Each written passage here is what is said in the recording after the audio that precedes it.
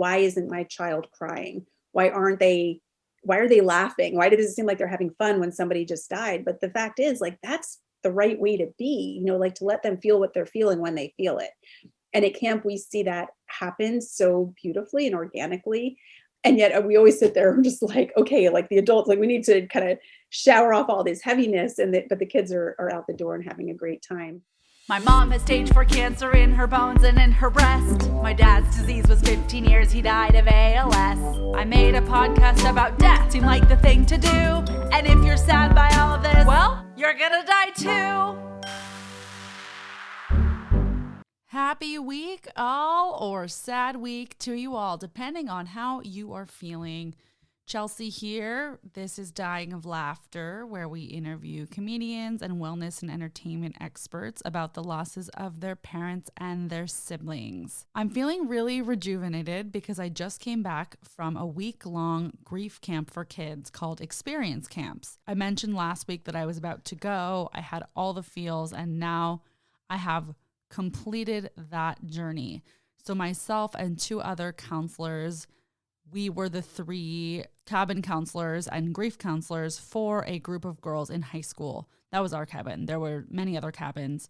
About 100 kids total, give or take. I think it was a little bit smaller actually this year because of COVID. Masks were worn because of the Delta variant. So please stay cautious as to the whereabouts in our world. I did appreciate the extra caution, although masks are annoying. And I was like, how is this still happening? But all the kids in California have to go back to school with masks all throughout the day. So, anything we can do to make this pandemic come to a full and complete stop, I am all for it. High schoolers was exceptionally challenging. I've traditionally done grief camps before with younger kids or middle school kids. I realized that age 14 is probably one of the hardest ages, if not the hardest age, because a little bit older than that, you have enough confidence to like shoot the shit with the adults. A little bit younger, you're like free spirit, kid realness. 14 is all the things. We had people on their periods. We had people crying. We had people crying because they were on their periods. We had very traumatic losses that had been processed, traumatic losses that had not been processed. We had very distinct personality types that didn't necessarily mesh. It took several days before there was a connection amongst the girls. But when that connection did form, it was even more beautiful to witness, I think, because in real life and in school, they may not have gravitated towards one another naturally. But the fact that they did come together, they performed a group talent show number, really cool to see. What happens at grief camp? Color wars, meals, hikes, grief chats, grief rock hikes, grief moments, non-grief moments, performances, sustainable fashion shows, you name it, somehow it happened. And it's safe to say that I am obsessed. Today we have the CEO of Experience Camps, Sara Deren, who founded this camp years ago at this point. The California camp opened about 7 or 8 years ago. They also have camps in Maine, Michigan, Georgia, and I believe Philadelphia. If you are at all interested in volunteering for Experience Camps, I cannot say enough wonderful things about this program. In today's interview, we're going to go into more depth as to what the camp looks like and to how it might feel showing up. If you're listening to this, this is your sign to take a closer look. I always say, if you're curious about something, get on their email list because then you'll at least be getting those occasional reminders about the programming. So I would definitely go to experiencecamps.com, check out their sites, check out the different programs, mark the dates for next year if they're available. And if nothing else, get on that email list so that you can get a reminder next year. Sara is, like I said, the founder and CEO of Experience Camps. She has her MBA from Columbia University and leads Experience Camps with her blend of business background and passion to make the world a better place. In 2020, she received an award for Best Entrepreneur from Connecticut Entrepreneur Awards and was named a Patriots Difference Maker by the New England Patriots Foundation. She's a regular contributor to outlets ranging from Thrive to The Fast Company. You will adore her. She has so much to say.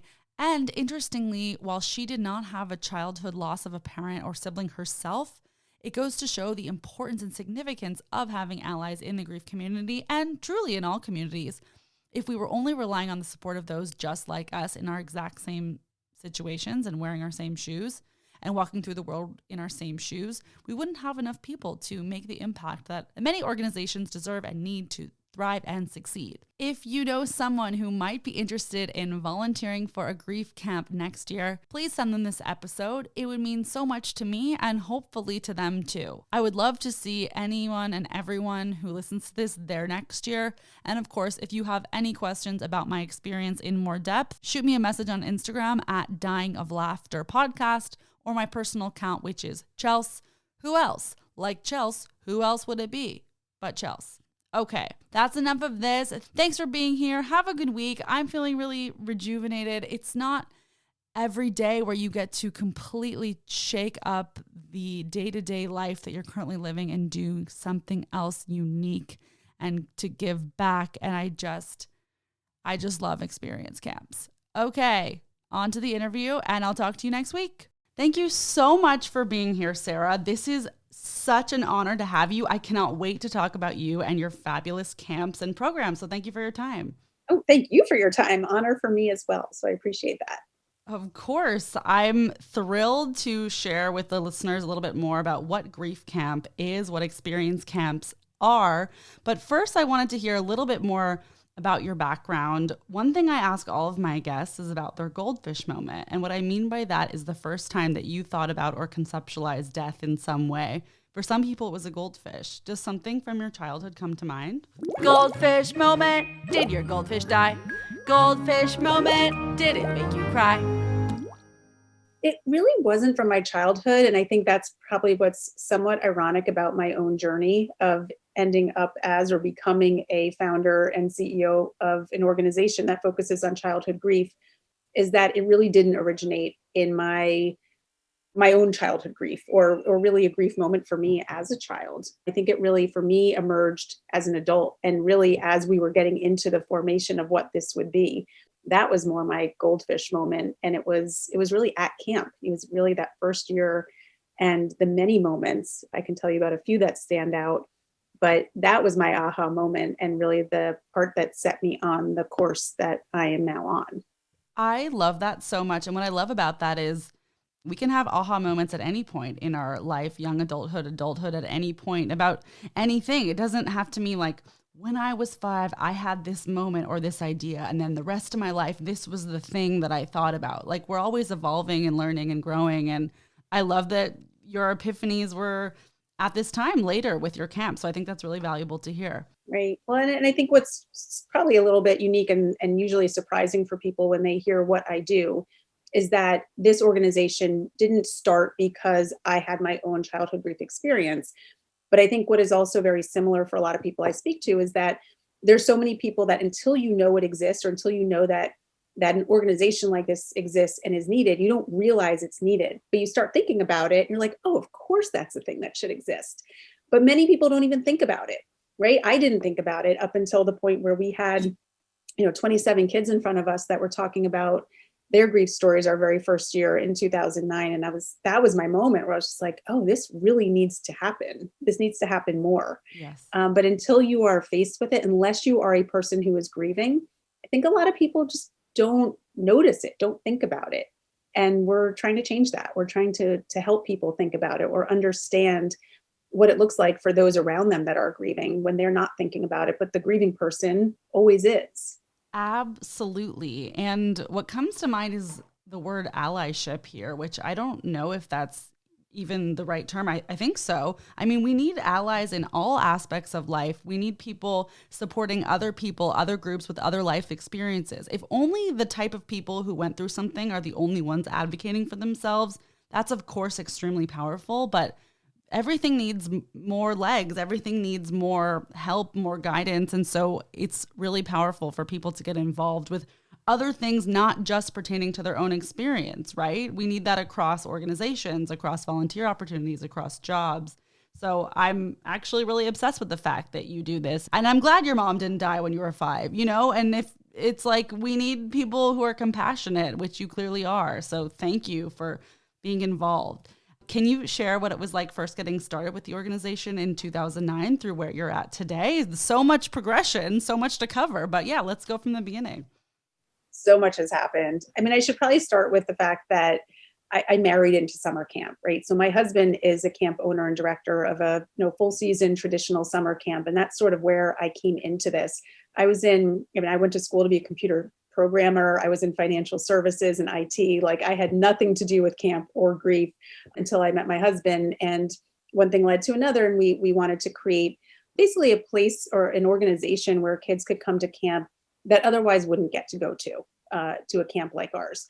So we created a nonprofit organization and didn't really have a firm idea yet of what it was going to look like, other than that sort of general, broad, let's bring kids who can really benefit from all the many benefits of summer camp. And as we were doing that, there was a girls' camp in Maine, which is where our camp is, that had reached out and said, we're doing this girls' version of a bereavement camp. Would you be interested in doing the boys' version?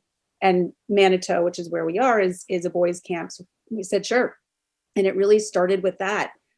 There were definitely some circumstances in our lives that pointed in this direction. Again, it wasn't my or our direct losses or grief that inspired it. But obviously, as anybody does, you have people around you where when that idea presented itself, it was like, oh, I could see how it would help this person or would have helped this person when they were young. Yes, that makes sense to do that. So we really started this, kind of as a side project originally. It was something that was mine to own as I left the financial services corporate world and moved my life more into camp as my husband and I were having children and kind of merging our locations during the summer in a lot of ways. So we started this, this organization. We had 27 boys that first year in 2009. At the time, all of them had lost a parent. We've since expanded to parent, sibling, primary caregiver. But it was those 27 boys the first year. We had 30 volunteers, pretty incredible staff to camper ratio at the time. And, we brought in all the right people. We brought in we had a clinical director, we had a program director that knew camp really well. We had this incredible foundation and platform to build the week of camp. But at the time we weren't building an organization, right? It was just the week. And there were, so many of those moments that we had talked about earlier that happened throughout that week. Every one of them just further reinforced, like, this is what we're doing now. This is what I'm doing now. This will be the thing. And we got to the end of that week after many of those moments, and I'm happy to recap some of those that were really, really stood out. And we just said, I remember the staff saying to us at the time, like, let's not change anything. Let's keep it just the way it was. No more, just these number of kids. And we're like, yeah, okay, we'll see. And, doubled the next year and doubled the following year and started to expand to new locations. We expanded to the West Coast. We started adding more programs around the country. So, when you ask about the what was then and what's now, from those 27 campers, this summer we'll have 1,000 campers. And we'll be in 5 locations around the country, pulling from 35 different states and 4 countries. And it has just gotten massive, but it's really been because we followed the need, we followed the demand, we've followed sort of what the kids have shown us and told us about what they need from the world, and have just at every step of the way tried to give them that and continue to do that in new ways, hopefully as we go forward. But camp is definitely this perfect little bubble of grief support for children that we've been able to create because of the kids, because of everything we've learned from that very first year in 2009 and everything they've taught us since. Congratulations on the expansion and on getting to this place. I'm just so excited. I have chills. I'm just so happy that this is continuing to explode the way that it is. So this year you're in, let's see if I remember the locations, because I totally look this up all the time, and I'm always like, experience camps, yay. And this year, I don't know if you know, this year's my first year volunteering at experience camps in the California camp. Yay. Yes. I'm going to be there. I will see you there. So this year you're in Georgia, California, Maine, and New Jersey? Close. Okay. So close. What was the last one? Georgia, California, Pennsylvania, Maine, and Michigan. Okay, great. I don't know where I got New Jersey. But I really have to think about it every time I say it. It's like naming my children. Like, you just sometimes forget some. And oh my God, that's hilarious. Okay, and you have 3 kids, right? I do, yes. Okay, love it. How old are your kids? 12, 11, and 8. Oh my God, obsessed. Do they get along? Sometimes. Siblings are always like, I feel like they're like best friends forever, or they're just kind of like not, and I say this with love to my sister. I mean, we're 2 years apart. We're just like not the same. You know, I'm a comedian, she's a lawyer, but like love her and good times. But I always think it's cute when kids are like, I'm obsessed, they're obsessed. But I don't know. It can all evolve and change. And I don't know. Maybe when they're older. I don't know. We'll see what happens. See what happens. Now I'm just going into like your personal deep dive because I don't know. The host to me needs to know everything about everyone. Wherever you want to go. Okay, cool. So there's 5 camps. Are you going to all of the camps? I'm not. I like physically cannot go to 5 weeks of camp in a row. Right. I'm going to be actually going to Georgia on Friday. That's our first program. Cool. And we haven't been open for 2 years. Like this has been a long time coming. We weren't able to open during our COVID year. We had an amazing pivot to a virtual program, but one that I hope to never do again, just because we want to be at camp. Right. So it's been a much anticipated return to camp. And I am so excited to be there at the very first one, to see those buses roll in. It is that moment of every year is I'm like getting choked up even talking about it. That's my moment every year of the whole year. Like, right. We work so hard all year. And for me, it's working to get to that bus arrival, that first camp. And you see those buses pull in and you know that things are going to amazing things are about to happen. And like, I get goosebumpy every time because you'll see the doors of the bus open up and the kids start to walk off the bus. And the new ones, especially their shoulders are up by their ears and they look scared. They've been told by their parent or their caregiver, like, you're going to grief camp for a week. So right off the bat, most of them, 99 to 100% of the time will be like, I don't want to do that. That doesn't sound like fun to me. I don't want to go spend a week being sad with other people. And then you see them, they arrive, they get off the bus, and they are literally walking into this like sea of energy and joy and dance party and music and clapping. And you see the realization on their face that's like, this isn't going to suck.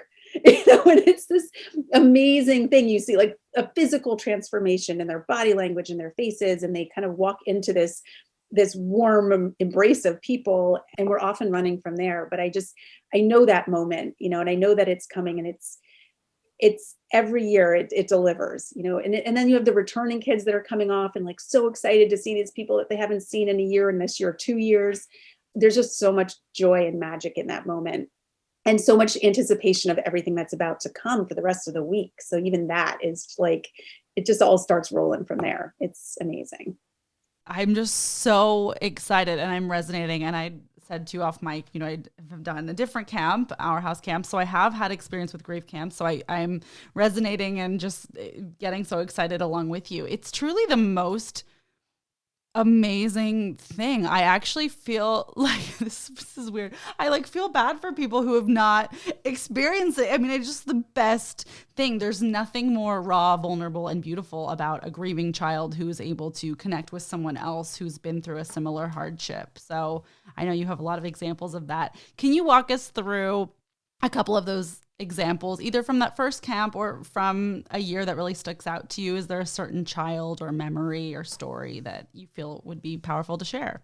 I'm sure all of them are powerful, so that's a hard thing to choose, but I'm going to ask you anyway. No, so many. I mean, I think, this is sort of non-specific, but I think a moment that I've seen repeat itself over and over again is we do a sharing circle twice a week, actually. So this is an opportunity for the kids to sit down with all of their bunk mates and the counselors in their bunk. It's facilitated by one of our clinicians. So each bunk has a licensed clinician that's assigned to them to help really facilitate peer support opportunities. It's not therapy, but they are there to kind of create an environment where kids can share and really normalize their own feelings by hearing other kids' stories. So there's a whole lot that these sharing circles are a really important part of the week. The first year, the plan was to do that first full day of camp. And then we had other clinical activities planned. And the kids came to us one of the last days of camp and they're like, hey, we'd like to do that again. We didn't know each other that well. We'd like the opportunity to kind of tell our stories now that we know each other. We can go a little bit deeper. I mean, these were like 11-year-old kids that were like, we would like to share again. And it's going on what I was saying earlier, like how much we've learned from the kids. Like from that point forward, we did 2 sharing circles a year at every single camp, the one at the beginning and the one at the end. And they change throughout the week. Even if those kids have grown up at camp together, every sharing circle is different. But one of the stories that always resonates with me and is such an indicator of how kids are able to process grief in a really natural way when we let them. Is that we'll sit there in these sharing circles, as you might imagine, there's kids going around telling their deepest, rawest feelings and stories, and people are crying, and it's heavy. It is a very heavy time. The volunteers will often share their own stories, maybe not as heavily, Sure. but the kids can really go into detail and kind of where they're at in their lives. And anyway, as you might imagine, heavy emotional time. And then you'll hear the bugle call, right, for the next period, because we do these in the morning, and like the next thing might be waterfront, it might be the baseball, volleyball, whatever it is. You hear the bugle call go off, and the kids are like, sweet, we're off to the next thing, and they like jump up and like grab their towels and they run out the door. And the adults are all there like, what just happened? We're like mopping ourselves up from the floor. The kids are so beautifully able to flex between the grief and the joy. Right now, I've learned, since that first year, there's a name for that. Like that's basically the dual process model of grief, which tells you that a healthy adaptation of loss is where you can and should move between the pain and the joy and allow yourself to take breaks from grief. Kids so naturally do that if we let them. And I think what starts to hang up kids as they get older, or as society and adults put our expectations on them, is that there's this expectation of like, why isn't my child crying? Why are they laughing? Why does it seem like they're having fun when somebody just died? But the fact is, like, that's the right way to be, like to let them feel what they're feeling when they feel it. And at camp, we see that happen so beautifully and organically. And yet we always sit there and just like, okay, like the adults, like we need to kind of shower off all this heaviness, but the kids are out the door and having a great time. The other thing that always stands out to me, and again, it happens in so many forms every single year of camp, is that we have a closing campfire the last night of camp. Again, this is one of our sort of clinically heavier nights and activities, and the kids love it. It's like they don't have this opportunity to go deep in their normal peer groups or with their families at home. So this is like, it's very cathartic for them. And you can see there's like an anticipation that's going to be uncomfortable as we peel off these layers and go deep, but they want to. But what I love watching every single time is that we invite everybody up to light a candle for their person. So we have this beautiful scene, it's dark and the campfire's crackling and everybody's very quiet and respectful, and we're lighting candles. And then each camper can get up to the microphone and say something. So sometimes they'll tell their story again. Sometimes they'll just talk about what they took away from camp. Sometimes they'll talk about being nervous to go home and, all the things that are happening there. But without fail, every child that gets up there and has a moment where it like gets a little heavy or breaks down or starts crying will be immediately surrounded by other kids from their bunk, kids who don't know them, the older kids. And they will just like literally physical embrace, like they would put their arms around them and they'll just stand there supporting each other. It's kids supporting kids. And it's so amazing. And like the adults, initially we were always like, we got to get in there. Like we got to help. And if you just sit back, the kids do the work for each other. And it's a really amazing thing to witness. And I think such an important part of each of their journeys to not only be supported, but to be the supporter of someone else's grief. And they take away so much from that and learn so much from that as well. Absolutely beautiful. And I love what you're saying about the adults' instincts. Like, okay, we're going to like save the day and she's crying and we got this. But yeah, like the kids in their bunk and the older kids, like you're saying, supporting each other is such a nice image. And it's so true. The power that peer-to-peer support can have is invaluable. And yet there's a lot of kids, I would say the majority, that don't have the opportunity because the kids in their class and at their school may not have lost someone, because while it is uncommon, I feel like it's uncommon, but it's common at the same time, right? Like you can get this camp together, but these are kids from maybe different cities, different states, or what have you. So putting them together, I mean, that's the magic, right? So thank you for doing that. Can you walk us through what is a day in the life at camp? For instance, I've done camps for a few years. My mom is still like, wait, so what do you guys do there? Wait, so what? Like, I feel like people don't really know. Can you walk us through what that's like? You've shared a bit, but I'd like to go further. Yeah, definitely. When you walk into any experience camps, on the surface, it's going to look like every other sort of traditional summer camp experience, like you'd see in the movies, most movies, not the ones that, don't involve kids. Not the horror film ones where right, not those kind of movies. But so the day starts out, reveille. So we wake up the kids, get them up to breakfast. They come back, they have a cabin cleanup. They all have roles and responsibilities in cabin cleanup, which is something that their parents and caregivers are always shocked to learn. Like, my child doesn't sweep. We're like, yeah, they do. They did. So that's always a good, right there, lessons learned. And then we have like 3 different periods that they rotate through in the morning. So 2 of them are going to be some sort of, again, traditional camp activity, sports, creativity, water sports. So they might go to, let's say, a football instructional, they might go to water skiing. And then one of the periods in the morning is going to be their clinical period. So as I mentioned before, that first full day and last full day of camp, it's the sharing circles. And then there's 2 days in between that it's another type of clinical activity. And those are really meant, again, facilitated by a licensed clinician. And it's meant to expand their grief toolbox, their coping skills. Some of my favorite activities that we've done over the years, especially for the younger kids, we would do like body tracing. So we'd lay down on butcher block paper, outline their body, and then they would be asked, we give them markers and say, color in your body, like where you feel things and what that looks like in your body, right? So they might draw like a big red ball in their tummy area, or like a big black mess in their brain area. And then we'll kind of go around to them and be like, tell me about this. And what we're doing in those times is giving them the language and the prompts to kind of tie together what they're able to communicate in writing or on paper or in drawing with actual feelings and words. And that's sort of, bridging some little, neural pathways in their brains so that they're better able to express themselves as they grow through their grief. So those are some of the clinical periods. Finish that up, we will go to lunch, come back, we'll have a rest period, which is often not that restful, but it is a time in the bunk where kids are connecting and bonding and making their counselors a little bit crazy. And then we will head off to the afternoon period. One of the big activities that we do at experience camps is called College League. And for some camps, they refer to it more like a color war. It's where you break the camp into teams. Depending on the size of the camp, it'll be 2 or 4 teams. And they compete against each other throughout the week. So they're adding up points. Each team is named after a college. They have a dean who's in charge of the team. And it's sort of like a little family within the family, but all of these incredible things, we don't really talk about this to tell the kids we're doing this, but there's all of these inherent lessons and outcomes from College League. You're learning to, be recognized on your team. You're learning sportsmanship. You're learning camaraderie. There's all these, team sports benefits that are happening within those, and just getting kids active. I mean, that's also just a huge part, obviously, of the whole camp program.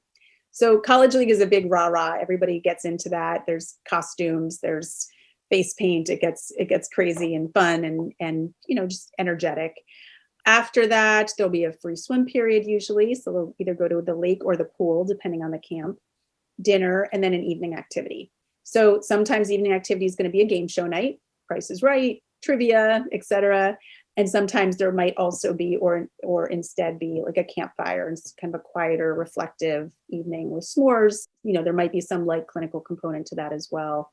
And then off to bed. So cookies and milk before bed, where we can do that, the different camps. And just making it as, awesome every moment of the day. Every moment needs to be as elevated and great as it can be for that week. And we pour everything into it because it's such a short period of time that will last them for the entire year until they come back. So there's just a lot of love and energy and warmth poured into each moment of those days. Oh my goodness. I love it. It's just such a wonderful start to finish opportunity for these children, right? And to have the structure in their days, and some kids are coming from backgrounds perhaps that have never been to a camp or have never, had this kind of structure or care. And I think about how some of these kids, it might be the only time of the year that they are ever addressing their grief formally. I mean, you would hope not, but realistically, am I on the right track there? Like for some kids, might this be the only time in their lives that they're addressing grief formally? Yes, for sure. Especially, I'll say for many, it is the first time. Our hope is that, and we do often hear from the caregivers when they get home, they'll say, my son talked about his dad for the first time ever after he got back with us, so they're sort of breaking that open at camp, and then our goal is that they're able to carry that forward with them, carry that openness and sharing, and be able to recognize that it feels good to say the words, even if it feels bad at first, that there's also that good that comes from that. And by being able to communicate with your family at home and the people in your lives at home, you're going to be able to establish those same types of connections, and maybe just bridge some more understanding about what your experience is. So yes, definitely for a lot of kids, it's their first time. For some, it is their only time of the year. And that's why, we encourage and invite the kids to come back every year. Their grief is going to change over the years, and a child's grief at age 9 is going to look very different than at age 15. So we want to be part of that whole progression and experience with them. But we also know what they're able to say and how they're able to articulate and process their own grief in those developmental stages is going to change. So we're continuing to give them more language skills, coping skills, and communication skills to continue to articulate their grief as they understand it differently over the years. Right. That's so pivotal. How interesting, right? For when you are able to have that experience with the same child year after year. Is that common? I wonder how often are people returning? I feel like a lot would, and then some wouldn't, because whatever reason in life or their parents aren't on top of it or present or how that looks. But are there a lot of kids that do come back, and what's it like to see them again? Yeah, it's usually between 85 and 90% each year return. What? That is so high. Oh my. Yep. So, that tells us that they're liking it, which is good. Wow. And that they are, most kids will come between 3 and 5 years, depending on when they start camp, on average. And it is such an important part to continue, but that's where they're developing. I mean, you can develop some really serious bonds in 1 week, but to develop those bonds over those weeks every year as they're growing up, I mean, it's incredible how close they get and how close they feel to the organization, the experience, to the friends, to the counselors. I mean, it really becomes, it's their home away from home. And they wait for it, and they almost depend on it to kind of, be that anchor point in their year and in their grief experience. Wow. Congrats on that return rate. I mean, that's really incredible. I wasn't sure what that would look like. And I mean, that is such an indication of the positive experiences that the kids are having. Something I've noticed even from doing this podcast is there's such different kinds of losses addressed each week, and yet people find commonalities in addressing their grief in general. That's something that surprised me a few years ago. I thought, well, this person who lost a dad to lung cancer is not going to relate to someone whose brother died by suicide. And sure, there is absolute merit in meeting people with specifically who have lost someone the same way to you. And there is something beautiful about relating in general to a close family member, because a close family member is a close family member. What does that look like within the cabins? I'm sure there's different kinds of losses addressed in each one, and I'm curious your thoughts on that matter. I mean, you're exactly right. I think people naturally seek out the commonalities in their experiences when we let them, and when we give them that opportunity to identify them. I'd mentioned earlier that the very first year we opened, it was just parent loss. And then we expanded to sibling and primary caregiver loss. And there was a lot of discussion of are the kids who lost a sibling going to feel the same or be able to identify with kids and vice versa? And the answer was absolutely. They were able to recognize that something bad happened to you and something bad happened to me, and we're the same for that. And we get each other because of these common feelings around grief, even though each person's experience is individual. But the bubble around that can feel and look the same, and they recognize that. The other thing we see with that, not just from the loss type, but we have a very diverse camper base on many different levels, race, ethnicity, socioeconomic, all the different things. And we put a group of kids in a bunk together they will tell us, they're like, we would never be friends at home or at school, but here we are brothers, here we are sisters, because they're able to really see the similarities that don't exist in there. They're not able to see that lens outside of camp, but inside of camp, their lens is on grief. So they're able to connect in ways that are just really amazing and unique, I think, in their lives, to be able to feel that brotherhood with people that they would never even be friends with outside of camp.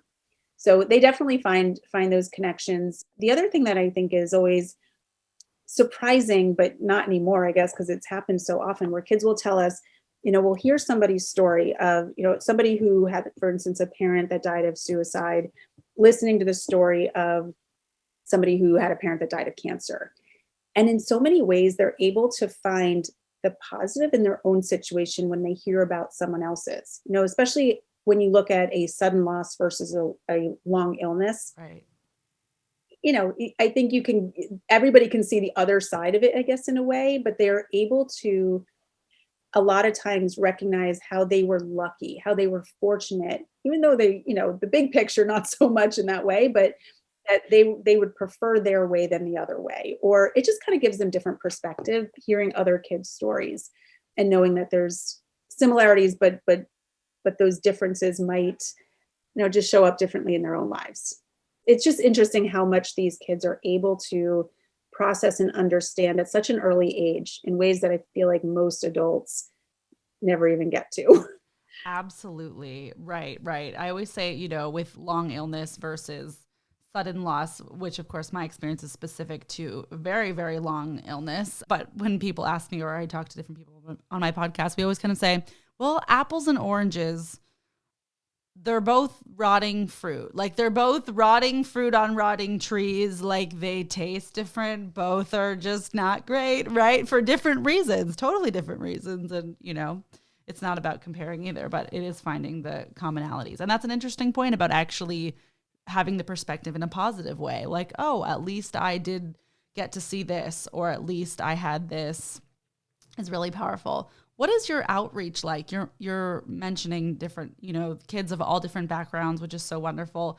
Of course, word of mouth, I feel like, is so powerful. And I know you, I'm sure, have a lovely marketing team, but what's it like getting the word out there and finding the kids? How does that go?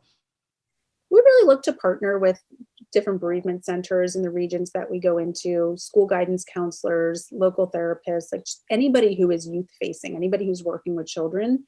But you're right, word of mouth definitely picks up. Usually after the second or third year that we're in a location, that just kind of takes over, the word of mouth and the return rate. When we first move into a new region, we do, as much press outreach as we can, and just spreading the word, organically. Social media has been a big one, Google searches, so that they tend to find us. But we do very deliberately try to get our information into the hands of organizations or therapists or guidance counselors that serve students that would normally not choose or look for a program like ours. And there are definitely different, racial disparities, especially when it comes to how people are willing to seek out mental health services, grief services, camp for sure. So we're really trying to make some extra effort to make sure that we're able to go into the communities that wouldn't normally think to do something like this, and building some relationships and some trust with those communities so that they can see the benefits of sending their children to a group of strangers at camp and to talk about grief for a week. And it's kind of a tough sell when you just put it out on the surface. But once we explain it, show the video, explain the fun and the joy of it, we start to see the corners of the mouth twitch upwards in a better way as people start to understand, the power and the benefit of it. Absolutely. To me, I'm like, this is the easiest sell in the world. This is the best thing ever. But you're absolutely right. I mean, people have all kinds of thoughts about grief. It's still taboo. It's still not a society that embraces grief, as the way that some other cultures might, or that I just feel like, our country is not living up to its potential in a lot of ways. Let's talk about politics. No, let's definitely not. But just, it's like every single person has this in common. Every single person will experience loss of their loved ones and ultimately will face death themselves. And anything we can do to normalize those conversations earlier on is extremely invaluable, as you know. So thank you for doing that outreach and getting the word out there. Like, is it frustrating if you ever find a child who might be the right fit and do they ever have a parent, let's say, that's just like, oh, I just don't know, this isn't for me? Has anyone ever said no? Like, no, we can't, we don't want to do this? Yes, that definitely happens. I mean, look, I'm sure I don't even know the fraction of the times it happens because they're not even getting in the door, right? So they're just not applying. What we see, which always breaks my heart every time, is the parents and caregivers who do apply, and then they get cold feet, or the camper gets cold feet and the parent isn't willing to kind of push it over the line. I know what I'll always say to them, like, just get them on the bus. It'll be okay. Just get them on the bus. But, these are parents and caregivers who are A, typically grieving themselves, B, all they want is for their kid to be okay. And the idea of causing them any further distress in that moment, even though it's a temporary moment, and that's sort of the message we always do. It's like, I know they're nervous right now, but as soon as they get to camp, the shoulders will come down. It's going to be a dance party. It's going to be great, but they don't know that until they know it. We actually have a Facebook group for our caregivers for them to support each other and share, different things. And there's been a bunch on recently that I've noticed where somebody will say, like, my child is really nervous. I don't know if I'm going to send her. And all of these caregivers, the returning families will pile on and be like, do it. It's the best thing you'll ever do. My child was nervous too. So being able to even normalize at the parent and caregiver level what they're experiencing as the parent of a grieving child is so important. And we really are trying to build more into that community because they need to support each other, right? Like they also need to put on their oxygen masks first before they can support their kids. But there's so much that the caregivers can learn from each other. And we're really trying to reinforce that support in a way that's very natural to them too, because they're like, please do this. Like you won't be sorry. But having them say that to each other is a totally different message than me saying that to them. Right. It's another parent who might also be grieving or caregiver. And they're like, oh, she also lost her husband, and her kid is a similar age to mine. It's like that trust. That's so smart that there's a Facebook group that exists. Thank goodness. What a great thing. What a great job you're doing. I'm just like, this is all great. I love everything that's happening. Where is your oldest location and where are you guys hoping to expand to? The original location is in Maine, which is the camp where we started. Cool. So that one continues to thrive. We are going to open our 6th location outside of the DC region, or in the DC region next year in 2022. Congrats. Continuing to expand. And like I mentioned, we have so many kids that are coming back that it means there aren't a ton of new beds open every year. So in order for us to keep growing, we need to keep expanding. And that is our intention. The goal is to get to 2,000 campers by 2024 from the 1,000 that we are at now. And additionally, a lot of what we've been talking about, right, is the idea that these kids in their everyday environments don't have this kind of support. So in addition to camp, our organization is really starting to focus on how can we create a society around all grieving kids that normalizes grief support, that normalizes talking about grief, that gives them that support that they get at camp, but out in the everyday world. So we're starting to build more scalable programs using technology and different ideas to educate the people around kids, around all kids, but especially grieving kids, about how to be that ally that you talked about earlier to kids and how to create more visibility into the issue of unsupported childhood grief. What happens when we don't have resources for kids? Well, data shows us that there's higher rates of poor academics, suicide rates, drug use. I mean, all these terrible outcomes if we're not addressing it. And that's another thing that most people just aren't thinking about or don't know about. But we want to really create some visibility to ensure that we can support all grieving children. The 1,000 that are at camp, sure, but what about the other 5 million, over 5 million grieving children in the United States? We want to create a better world for them as well. Is that the stat? Are there about 5 million grieving children? 5.3 million children in the US grieving the death of a parent, sibling, or primary caregiver. Wow. What a staggering number when you think of it that way. And yet it's interesting because I feel like it's such a fraction of the population and yet it's so much more common than you would think. I didn't have friends with sick parents when I was younger, and yet I'm sure tons of people did, especially my mom with breast cancer. I mean, it's just so common, and yet I didn't know anyone. So it's weird, right? But it's not weird. It's just interesting when you think about how to have solutions, and something like a camp is an ideal solution because you can pull kids from different schools and different communities. I mean, I would assume people are usually going to a camp that's in their area, but maybe not. Do people ever travel several hours across the state or cross state lines? What does that look like? Yeah, we have airport pickups in most of our locations. So we serve 35 different states. So there's definitely kids flying in And we have Wow. a camper from Japan that comes to the US for camp. So it's Amazing. people come from pretty far distances. And that's, the other reason we want to keep expanding our footprint to make that a little bit easier for those who are in, maybe not in Japan, not quite yet, but to make it a little bit easier for each of those regions to be able to get their kids to camp. Because, not everybody's going to not only send your child to grief camp, but put them on a plane to do that is even a tougher sell at times. So really want to continue to expand where we are so that we can reach the kids in all of those areas that aren't served right now. Right, right. It seems like every single grant in the world should just be like, yes, grief camp, yes, give you, I hope they give you all the money and can do all the things. And yet I know it's so much more than money. It's the manpower and all of it. But I'm like, how could anyone not? I'm like, yes, this should be in every state. When is that happening? Like, come on, government. And I do want to mention too, since you bring that up, these camps are free to everybody who comes. It's amazing. And that's a question we get often is like, is it free to everybody? And the answer is yes. Regardless of financial circumstances, we feel that when somebody has gone through a significant loss in their family, whether it's a primary earner, a primary caregiver, a sibling, which is usually accompanied by a long illness, like finances are the last thing that we want any grieving family to have to worry about for camp.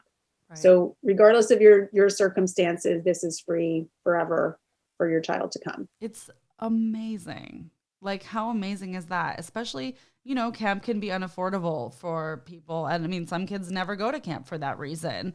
And they miss out on these opportunities that you can have friendship building, empowering yourself, learning these new skills and having these experiences. So it's just amazing. Like, how great. Are you just so proud of that? I think that's one of the best parts. I am. This is such a exciting time of year generally, as we're gearing up for camp. And as I mentioned, it's been a while since we've been there. So it's even more, that anticipation is even bigger than ever before. I'm really proud of the people that have been involved in this since day one, but those that come in every single year. I mean, our volunteers, we haven't even touched on the volunteer situation, but it's amazing. I mean, it's you like collect the 500 greatest human beings in the world and you put them at camp. And those are the ones that are creating this magic. So that's where that's where my heart shines, is when I look at the people who are pouring their hearts and energy into this week and making this what it is for our kids. I'm so proud of them. I'm so proud of what people are willing to and able to bring to the table to just literally transform lives for kids. And I've seen it firsthand over and over again. And it's just so special to be a part of and to witness. I love that. And that's a good point. Let's address the volunteers. So, I mean, people listening here, this listenership is usually people in their 20s and 30s, and however old you are, welcome. You can be any age to be here, but who have lost parents and siblings and might be a great fit to volunteer. My advice is I'm like, do it yesterday. It's the best thing you'll ever do. But for people who might feel hesitant or unqualified, or maybe they're not good with kids, or they just haven't been around kids in a long time, what advice would you have for people who are thinking about volunteering, and what might you be looking for? I mean, we hear from volunteers all the time how much it changes their lives. And I think what's also important to know is, like, you don't have to have had, like we talked about earlier, you don't have to have had your own grief, your own loss to volunteer at grief camp. I mean, I started a grief organization not having had that experience. And, exactly what you said, like, the world needs allies. Children need to be able to see that even people that aren't in the club can still be there for them and can show up for them and make space for them. And as long as you are a person who's willing to do that and to make space, and you love, fun, and you can bring that kind of energy, that's all it is. It definitely helps to like kids, for sure, if you're going to come to camp for summer camp for kids. But other than that, what we hear a lot is that people are nervous about the grief part. What if I cry, right? Like, what if I get too emotional? And what we say is, like, kids need to be able to see that adults cry. That's really important. Try not to cry harder than the kids, but you be you. You want to bring what your authentic self is. And when kids can see that modeled, it's such an important thing for them to see how they can be expected to show up, which is just authentically, be wherever you are in your grief and your emotions, your feelings. And we have, volunteers who are more in the role of high energy, rah, your best friend, your buddy. And then you have the volunteers that are a little, more on the nurturing side, and the ones who are going to be your shoulder to cry on and listen to. We have some in between, but there's all different personalities of campers, and they are going to connect to all different personalities of adults and volunteers. So it's really important that we have that kind of all the different kinds of diversity as well. People who look like our campers, people who have similar backgrounds. It's really about the mixture of all of that goodness in one place that makes it what it is. And they are, I'll say it again because it's so true. They're just like the most amazing human beings. I love it. And anyone I've met at any camp setting in general, you're just like, you are the nicest people alive. Like, these are the people that I want to surround myself with. So I'm glad that you said that. And it's a good point too about being able to see adults cry. It happens, right? I've definitely had my sunglasses inside moment, like, Chelsea, it's not, we're inside, like, it's not sunny. I'm like, oh, is it? I didn't notice. Let me just I get the most emotional about kids that, like, the really, really reflective kids, the ones that, like, really ponder, are kind of like poetic about it, like, well, I was really, really upset that my mom died, but then I thought, like, what an opportunity to find myself, or that say things like, you're just like, what? Like, the reflective kids, though, that's who really gets me. They're so wise. Like, it's like almost like they, like, heard someone say it, so they're saying it or something, and you're like, I love that. They come up with that all on their own. It's pretty special. I'm a sympathetic crier, so that's sort of my occupational hazard, I guess, is like, if anyone else cries, I cry with them. Like, I will always be there to cry with you. So it's a teary week for me at camp, but also a happy one. Teary in a good way, I would say. And yeah. Is there a breakout room? Is there something that happens if a child gets overwhelmingly emotional or overwhelmed in general? Like, is there a place they can go with a therapist or a therapy adjacent adult to work that out? Does that happen? Yeah, it definitely happens. And especially in those sharing circles when it's just too much, right? So usually, because there's other adults in the room, there's the counselors and the clinician, somebody will take that camper for a walk.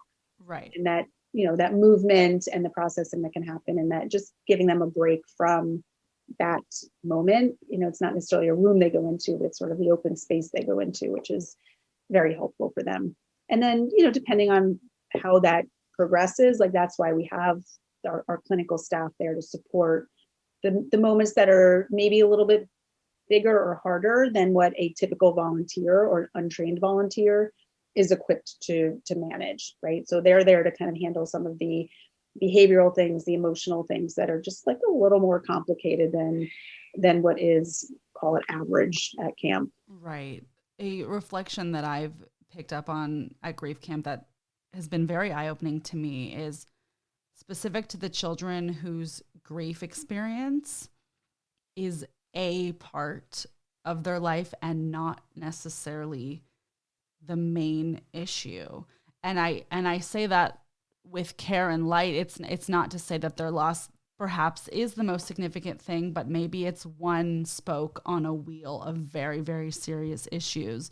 Whereas you would think, and a lot of times you'd think, okay, well, what could be more tragic than the loss of your mom, let's say? And yet some of these kids, there's so much going on in the home, coupled with X, Y, or Z. I mean, you name it, their financial difficulties, abuse of some kind, having witnessed the death in front of them, things that I hadn't even thought about being an option. It has been really eye-opening to me. And you're like, okay, when you think about your privilege and your place in the world and your perspective, if grief is not even the number one biggest thing, like, wow, and I just say that as a reflection, and what a wonderful opportunity for those kids to come here and at minimum address the grief in a way that's going to help them when they go back into their situation. What comes up for you when I say that?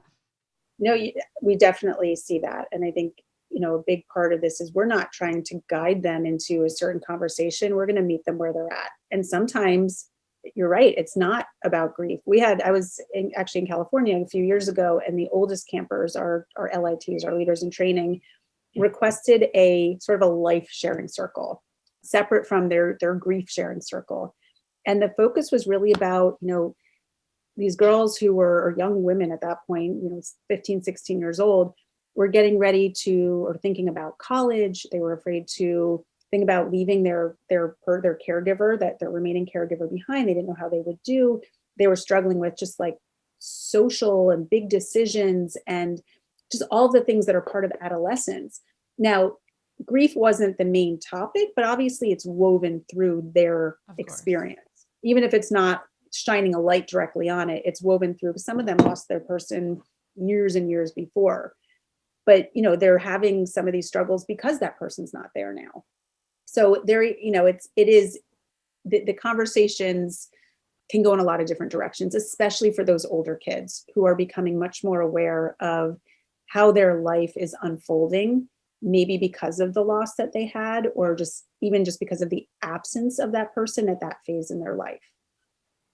The other thing we'll often see is sort of in another direction is kids who either didn't know their person or don't remember their person who died. Right. So they're grieving that they don't have memories of that person and still the absence. But for those kids who don't have memories, they're just grieving in a different way and differently from their peers, which is also potentially an isolating factor for them, right? Because at home, they're not expected to grieve. You know, mean kids will be like, why are you sad about that? You didn't even know your dad. You know, so there's some of that comes up too. It takes on a lot of different forms. Yeah, you're so right. Every situation is so unique. And I've seen kids whose siblings knew the parent, but perhaps they were the youngest and they're the only one who didn't. That's been really interesting. You know, I've seen so many interesting things. I'm sure you've seen even more. You've seen every possible thing. And do the children have to be able to say out loud their story? I'm just thinking, like, I know the other camp, like, you have to be able to come, like, you have to know how your parent died, even if it was a tragic death. Is that something that's discussed or required? I don't know why I ask, but it's just interesting. So they have to know that they are coming to a camp for grieving children. That's number one. And I mention that because you'd be surprised that there tend to be parents who don't want to tell their kids that, and they like to surprise them with that when they get to camp, which is not, we don't want to be the ones to have to share that information with them. In terms of what they are required, like, they're not required to share their story, and many won't at first, you know, especially those who are still kind of developing the language, but they are often able to get a lot out of just hearing other kids' stories and sort of that normalization of other feelings that they may be feeling but haven't been able to articulate themselves. One of the stories that stands out most to me about that, there was a camper early on, I think he started our second year, so 2010, his kid Darren, and his dad had died by suicide. So we knew that, but he had never shared in a sharing circle. He came to camp that first year, super quiet kid, you know, chose to pass. So we did a sharing circle, and one of the rules is you can pass, right? You don't have to say something. You can just be there to witness. You have to be respectful, but you don't have to share. So he passed that first year, passed the second year, he passed the third year. Like, he just never wanted to tell his story. And to the point where we, at that time, were like, I don't know, do you think he's getting anything out of this? I'm not sure. You know, is he progressing through his grief experience? What's happening here? And his fourth year at camp, one of his counselors who'd been with him since the beginning pulled him aside after one of the sharing circles. And he's like, you know, Darren, it's totally fine if you don't want to share with the group. I want you to know I also had a dad who died by suicide. And if you ever want to talk to me about that, like, I'm here for you. And at that point, Darren shared his story, told his counselor about what had happened. And that year at the final campfire, got up in front of the whole camp and told his story. You know, and the point being is that you don't know how much the kids are taking in, how much they're getting out of it, especially the quieter ones, especially the ones who are just processing it differently internally than what adults expect them to, right? Like, not every kid does it the same way. And he was coming back every single year. He was coming back and listening, and he was taking it all in, and he was processing it in his own way. But it took him those 4 years to be able to say the words. And that's why we want the kids to come back every year. You know, it's going to change for them, and they're going to evolve in their process as they develop. And we want to make sure that they have that opportunity whenever it comes up for them. Wonderful. What a great story about that child. And that's really meaningful. I mean, I'm sure that must have held so much meaning for everyone who had been following his journey. Like, wow, he finally opened up. So I love that so much. I wanted to ask you something personal, not about me specifically, but about my mentee. So my mentee is 9. She actually just turned 10. We've been matched for a year through Walk with Sally. Have you heard of Walk with Sally? It's an organization specifically for kids who have been affected by cancer. So it's a mentor program, either, the adult and the child, both of their parent has cancer or they've lost someone to cancer. So it's not specific to grief, although a lot of the kids are or end up grieving, if that makes sense. So we were matched last year for our moms having stage 4 metastatic breast cancer. And, I've been working with teens for a while and certainly speaking with lots of adults about this. I did have some reservations about 9 with a single mom. That's tough stuff. And yet my personal experience with illness has been the person keeps living. My dad had ALS longer than most people, ever do.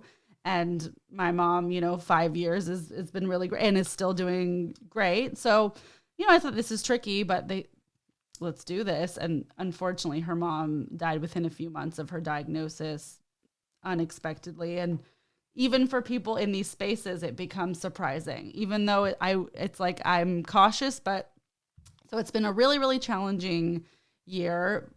She also had the BRCA mutation. Are you familiar with?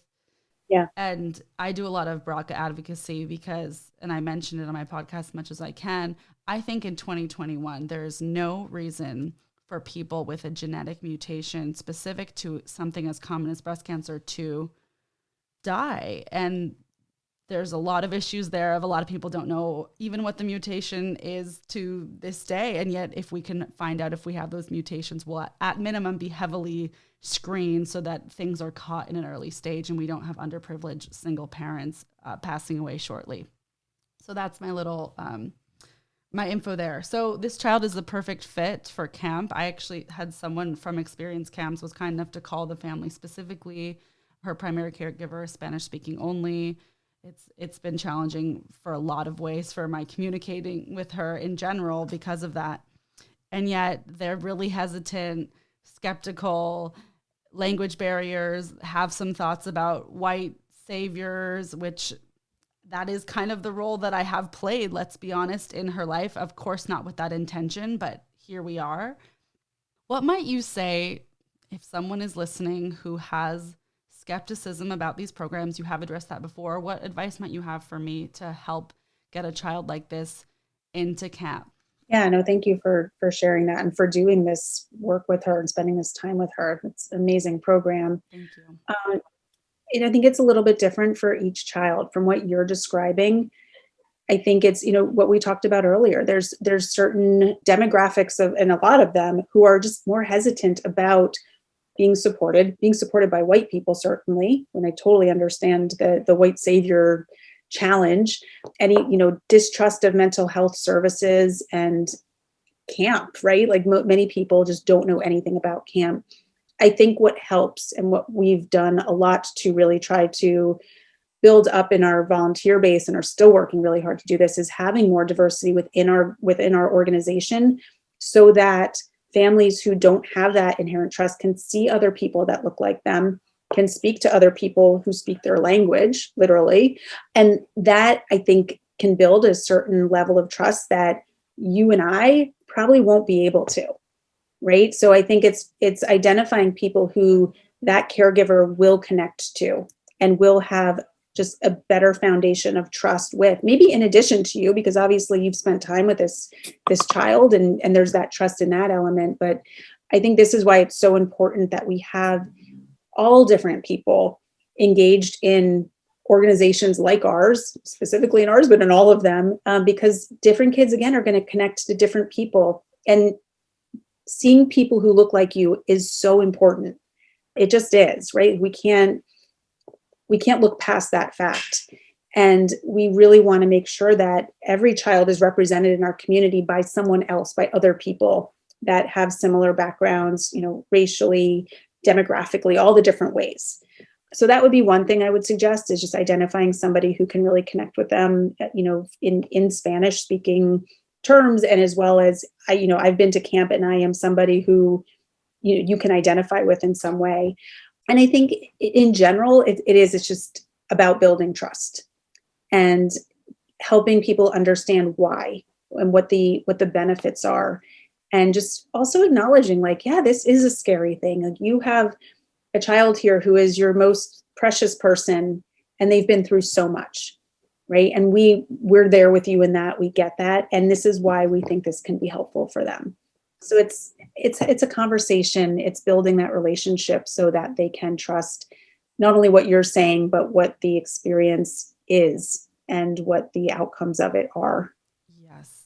Thank you. That was really helpful to hear. Her mom would be interested in this, so I will keep trying. Thanks for letting me vent a little bit there. Yeah. And the other thing I was just thinking is, if and we have really good relationships with a lot of our caregivers, like if there's somebody that, from her area that she could meet like just kind of connecting her to somebody who is in her situation, right? Like not the well-meaning helper, but the person who's also a parent of a grieving child or a caregiver now of a grieving child, that they can connect and hear it from, like I was talking about the Facebook group earlier, right? Like hearing it from each other can be so much more impactful for some families and some caregivers than hearing it from, the organization where they don't necessarily have that inherent trust. Right. That's a really good point. Well, thank you for the suggestions. And hey, by next year, I'm like, she'll still be a grieving child. I just really wanted it to be. I was like, this year, this is happening. And then just blows your mind. You're like, how is this not happening? But I'm going to keep trying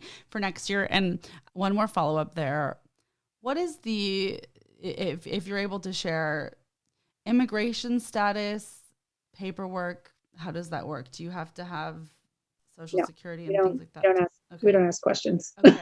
Okay. I think she said she talked to someone and she can't find her Social Security card or something that would just blow your mind, where you're like, how is that even possible? She was born here, but I think with the legal custody issues going on now, it's like there's a gray area there. So that's good to know that people can come from all backgrounds. So yes. Okay, that was a journey, but I appreciate you talking about that with me, because it's just so important to me. So thank you so much for listening. What else do you wish other people knew about experience camps? Do you have closing thoughts on this incredible program? Similarly to what we've been talking about with just the trust, right? And the fact that, well, that it exists. The thing I never like hearing is when I talk about what I do and people were like, I never knew this was a thing.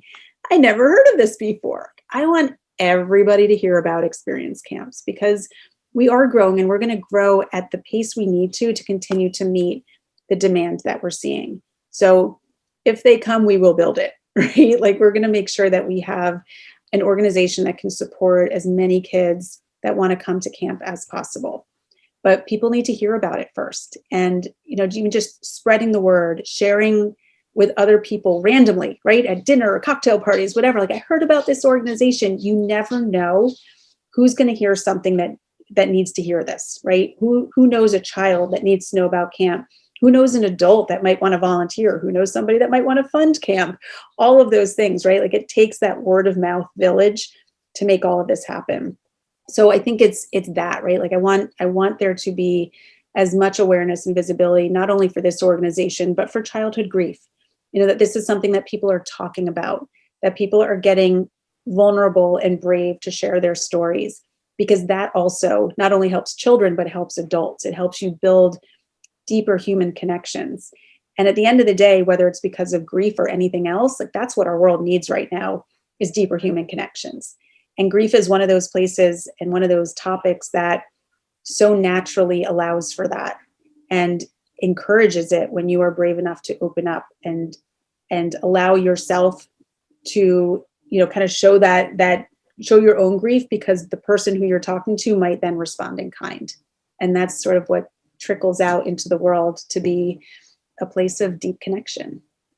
Beautiful. That's so well said. And the power of the spoken word, I couldn't agree more. Well, I'm personally committed to continuing to share this. I tell everyone about Grief Camp, and everyone's like, what?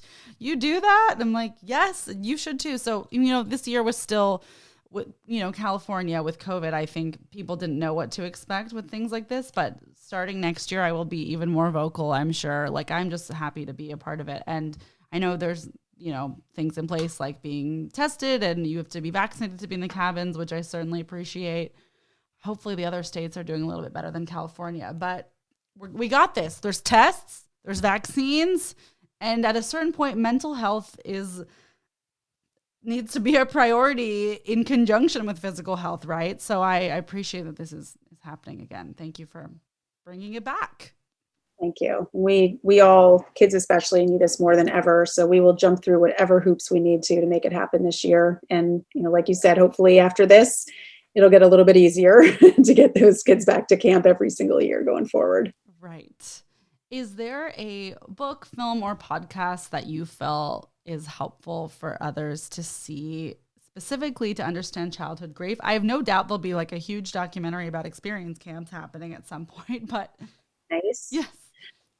This is just one that we use at camp a lot. We talk about a lot. There's a book called The Invisible Strings, and it's a story about, at its root, it's about how we're all connected by strings that you can't see it, you can't feel it, or you can't see it, you can't touch it, but you can feel it with your heart. And that is a theme that we really woven into a lot of what we do at camp with the person who is no longer here, right? That you're still connected by invisible strings. But we use it even more so in talking about how we're all connected in our community.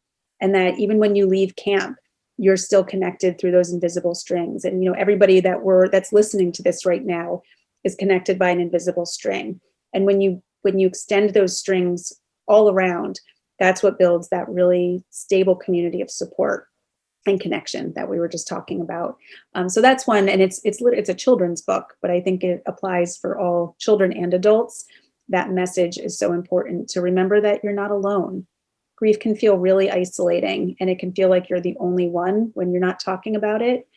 And I think it's a really important reminder that you're not alone, that you're connected by those invisible strings, even to people you might not have ever met before, but share this journey in some way with you.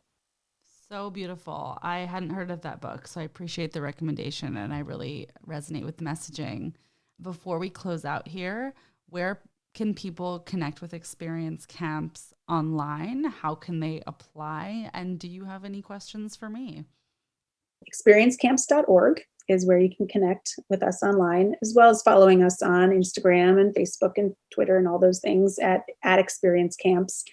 Everything is on our website in terms of applications and camp dates and information, and a lot of great resources. We have a blog that's definitely worth following for some good childhood grief insights and factoids, and how to support people that are grieving. So a lot of good information there. Here's my question for you. What are you looking forward to for camp this summer?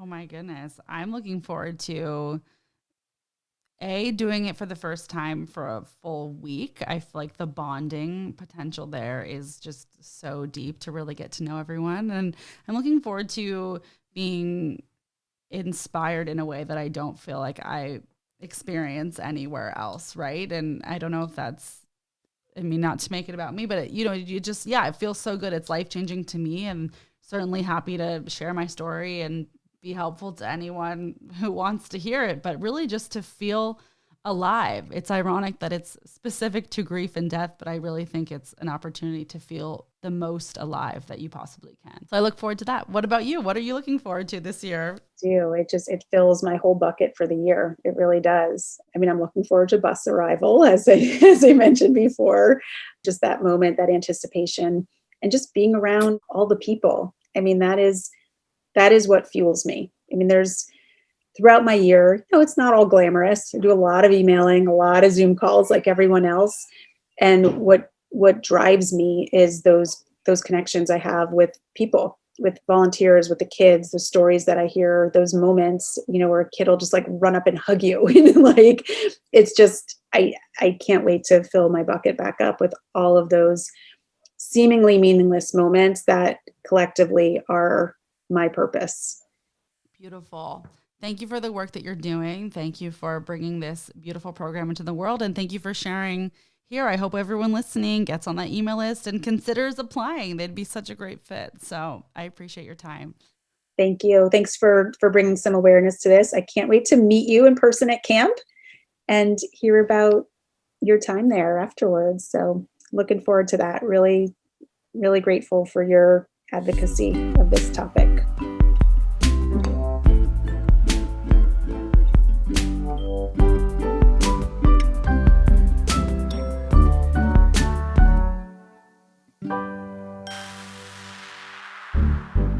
Kyoto, you only die once.